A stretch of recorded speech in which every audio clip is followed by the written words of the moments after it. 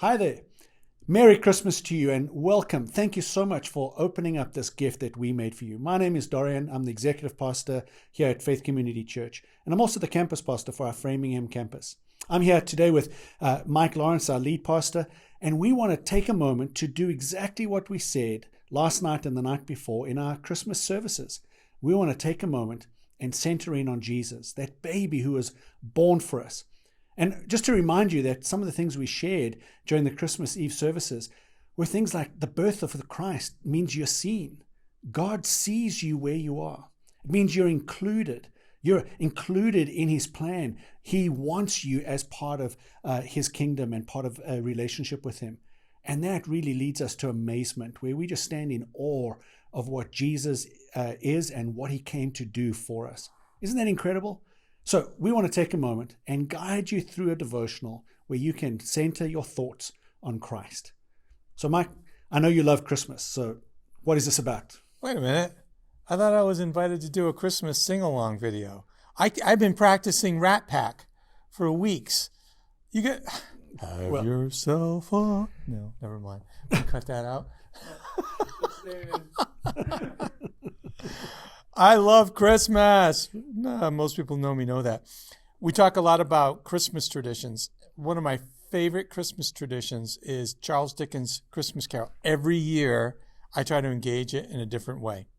And, I've watched movies, I've gone to plays, I've read different versions of the book. I've read book versions or listened to Audible of it, where they just do remakes of it and reset it and recast it. Kind of like there's that movie that came out this year with Ryan Reynolds and Will Ferrell, Spirited. Yeah, that's going to be a pretty crazy time if you've seen it. So. I think you and I should tap dance. We should do the tap dance out of that movie. Let's do it. Let's do it. We'll put that, maybe Nate, maybe you can put that in the front end. We'll see. I love the Christmas Carol. What I love is the transformation of this guy, Scrooge, who's just gone from dark and dismal and becomes a man who sees Christmas differently. Now, if you've read the book, or if you saw one of my favorite movie versions of it was Patrick Stewart. It was like bringing Star Trek and Christmas Carol together. No. Yeah. No, you can't put those genres together. The best Scrooge one, Bill Murray. Not bad. Kind of good. a cheesy sing-along at the end, though. It was Yeah, kind of like a 1960s it was. My favorite moment. part of that movie is when he's in the elevator with death. I like it when he's got the toaster oven. He keeps getting whacked in the head with the toaster Yes, oven. that's all good. Patrick Stewart, I'll give you, also good. But, that's a pretty good actor who's bringing it to the fore there. It's Sir Patrick. It's Sir Patrick Stewart. Engage. What I love about the way Patrick Stewart does it is they keep a scene in it that's in the book that so many people cut out, that when he's had this transformative moment, one of the first things he does is he goes to church. Oh, I didn't know that. Yeah, and Dickens had that in there because Dickens had a religious flair to him, and it was this idea that if you're going to be transformed, then church becomes a part of that. Wow. It's a pretty cool thing. And the other thing I like is that I was kind of a Scrooge for a long time, especially as a kid, teenager. After our parents had died, I was on my own. I just did not do Christmas well. And slowly God changed and transformed me. And I thought to myself, the whole ghost of Christmas past and then present and then future, kind of like revisiting the past, thinking about your present and looking forward to your future. It's a great way to think about walking with Christ through life. That's pretty good. It's a good way to focus our thoughts this Christmas day. It is. Gosh, you would think we did this for a living or something, right? That first one, though, the ghost of Christmas past, that idea of where has Jesus shown up in your past? Like when I think of Christmas and all that we've been talking, I think to myself, Mary and Joseph, they had one angel visit. And it was like towards the beginning of the pregnancy. And then for 9 months, nothing. Yeah. And through all that trial of trying to live with what God was doing in their lives and how people were interacting with it, and maybe some of the rejection they might have felt, they just had to keep revisiting this moment in the past where God came to them so that they could have direction moving forward. Yeah. Henry Blackaby, the Experiencing God book, talks a lot about if you want to know where God has taken you, look back to where he has already brought you. Yeah, that's a good thought. I mean, that's kind of how the Bible operates a lot as well. Yeah. Look back at what God has done, identify what he's doing now, look forward to what you can expect him to do in the future. Yes. And I thought this would be kind of a great thought finishing up 22 and heading into 2023. Yeah, it's a great idea. Right? Well, let's do it. Okay, let's go for it. Yeah.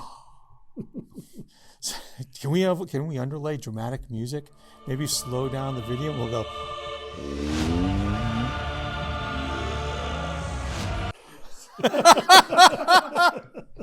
You know, what's going to happen is Nate's going to put in a little shot of himself here, pulling his hair out at how much you're asking him to do. But you know what? We can add it in.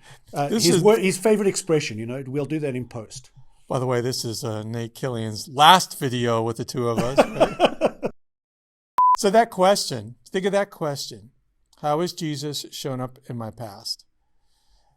This helped me.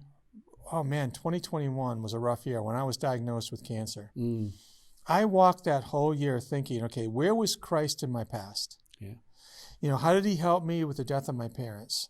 I thought back in ministry, like where did Christ show up when I helped families that were dealing with terminal illness, when I helped people who had terminal illness deal with this, or when I helped families who had lost someone that they loved.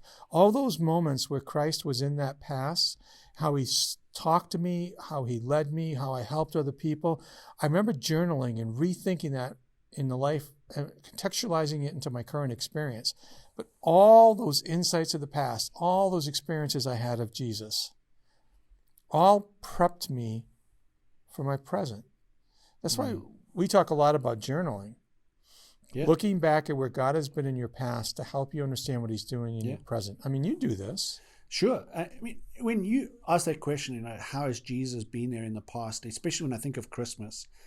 I mean, I grew up as an only child, and so Christmas was a time where family came together. It was usually just me and my mom, but now, you know, our extended family would be together. It would be this awesome time. Now, it's not as deep as what you just shared about cancer, and I really don't want to make light of that. No. But for me, one of the things where Jesus was just present was in joy. There were moments of joy. I grew up in South Africa, where it's a little weird, okay? It's summer in South Africa at Christmas time, and we're singing about jingle bells, and snow, and people are buying white fake Christmas trees. And for Christmas Day, you know, we go to church, and after a service on Christmas Day, we go to the beach, which is a little weird. Well, one Christmas, my mom decided to buy me my very own TV arcade, right? You know, like the old Atari systems. Yeah. Now, we couldn't afford that, so I got one of those generic no-name brand ones, right? So you get what you can afford. So we get the system, we plug it in, it doesn't work. All I get is the snowy screen, and I can see the old ping pong, ball bounce across, but it's not right. And it was just so frustrating. We went to the beach. I was just miserable the whole time. I came back. I was like, well, I'm just going to play with the snow.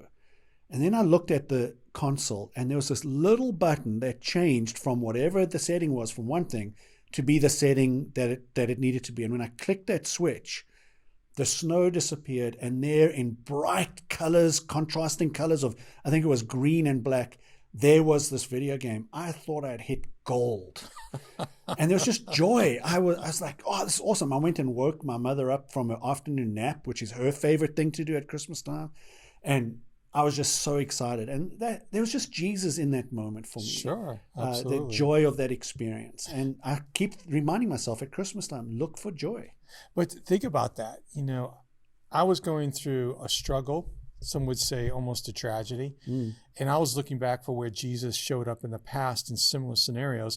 And you're reflecting on how Jesus showed up in moments of joy. Right. Which is the point. Jesus shows up in the highlands and in the lowlands of life, right? The mountaintops and the valleys. Good. Yeah, that's good insight. Yeah. Yeah, and living with that. That's that Song of Ascent by Hillsong, where it talks about that.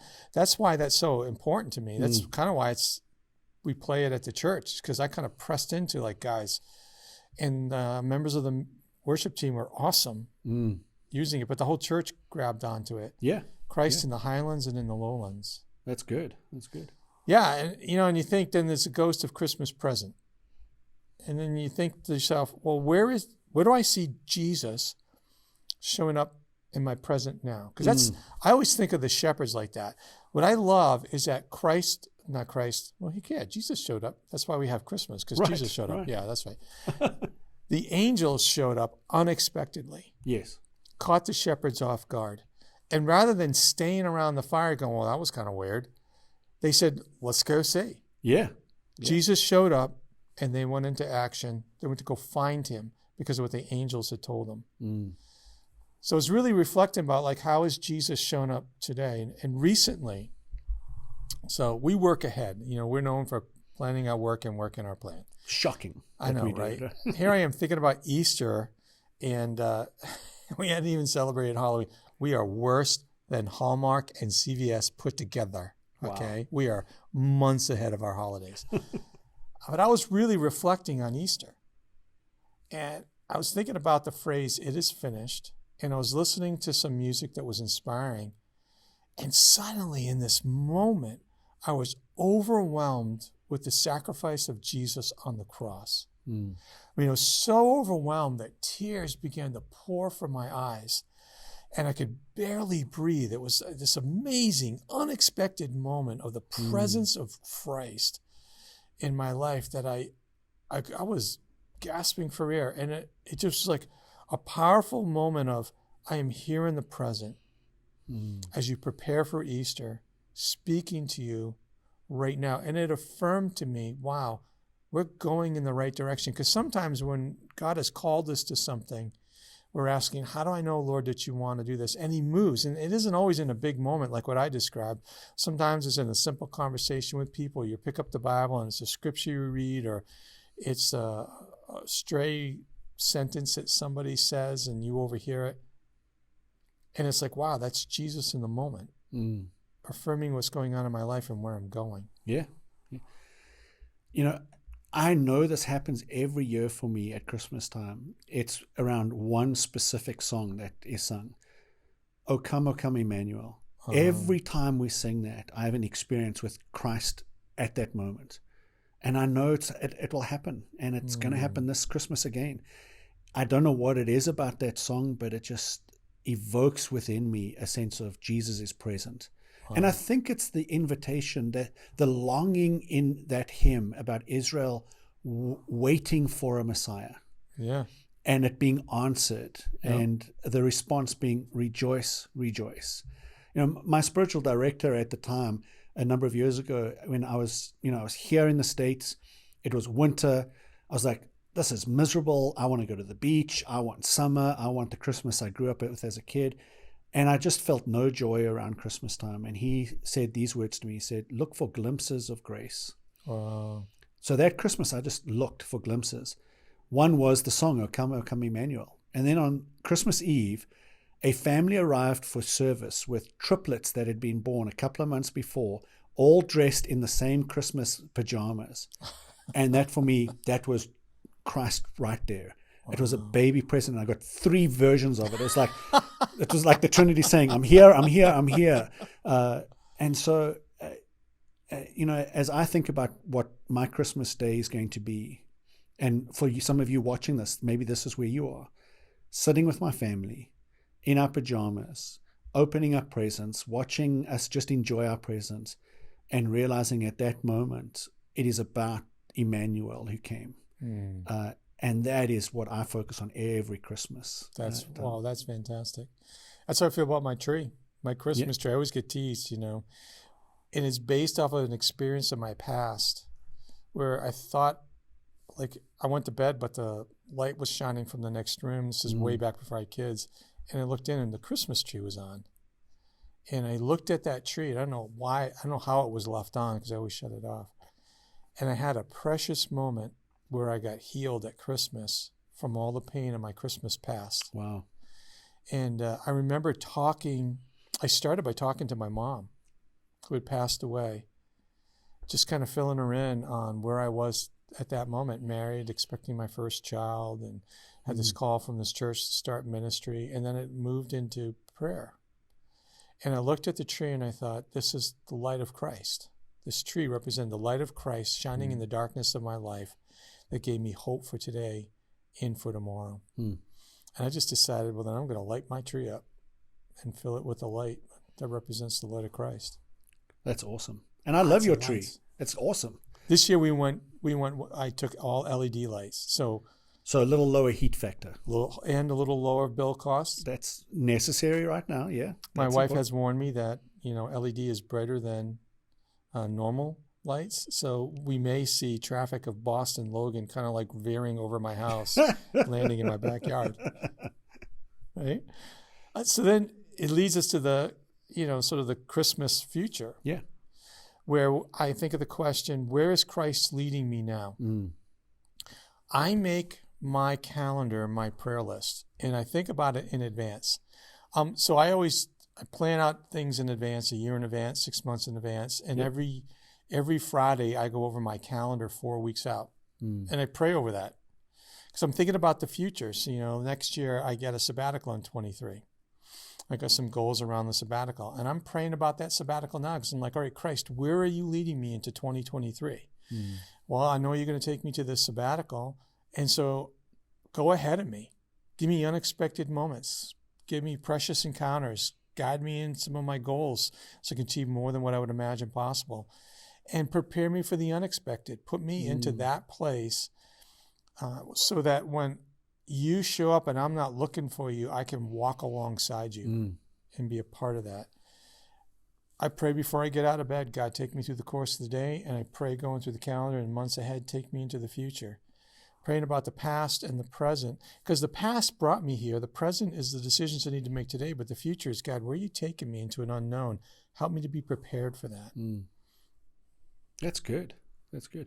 As I think about that question about looking for Christ in the future, I'm just reminded of that spiritual director again. Where are the glimpses of grace? And when I don't do the 4 weeks ahead, that's pretty well planned out. I tend to pray about my calendar for that day, like what meetings are coming, how can I process that? But when I think about where we're going as a church and what is happening, I'm just so excited about what I see God doing in the present that builds towards something in the future.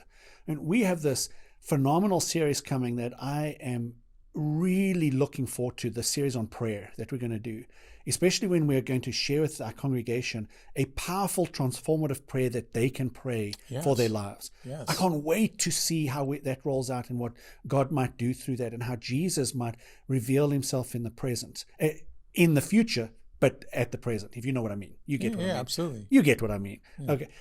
And I'm not going to tell you what the prayer is. You're going to have to come listen to the series. But I just think it's going to be an exciting time. So I look forward to that and seeing how Jesus will move in our congregation, in me, in us, as we pray together about what Jesus might do. That's awesome. Yeah, because at Christmas time, I always think of Mary who treasured these things up in her heart and then she pondered them. That Luke is writing in retrospect of how Mary spent her lifetime pondering, looking forward to what God was going to do. And we enter into 23. We know things that we've planned for the church, right? Yes. And there are awesome engagement opportunities, from leadership training to the prayer you're talking about, to Holy Week, to where the summer is going and all that. I think that it'd be so great to be praying, God, help me to have the courage to follow you into 23. Give me the insight to see where you're leading me. Give me the faith to walk alongside you, to step out of the box that I might feel comfortable in, into that place where you're trying to challenge me, grow me, and to do exciting things for me, that God-sized box I talk about. Your prayer for the future could be, God, help me to step into the God-sized room in my life where only you can achieve what I'm trying to do. We start praying that today so that when the moment appears, we're ready to engage it into our future. So here this is a great exercise for today. Yeah. And especially as we're going through the week from Christmas into New Year's, how has Jesus shown up in this past year? Yeah. Remember those moments, because that's the direction he's taking you into the future. How is he present today? Each day, pray that, God, how are you present today? And then, God, take me into the future moving forward. And that's something we want you to do as a family now, or whoever you gathered with right now. Take a moment. There's some exercises in the packet that you are given, and process these questions together. Jesus in the past, Jesus in the present, Jesus in the future. Take a moment and do that.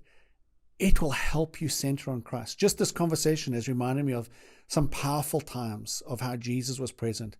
And it makes me pause and go, what a powerful thing Christmas is. Oh, yeah. And so we want you to do that. So take that moment and do that. And then we want to invite you to come join us as a church on January 8th. Mm-hmm. We're going to gather together. We're launching a new message series called Reset. It's going to be phenomenal as we look at some of the core things about what Jesus was trying to do as he came to the earth and as he introduced us to the plan of God for us. So come and experience that with us.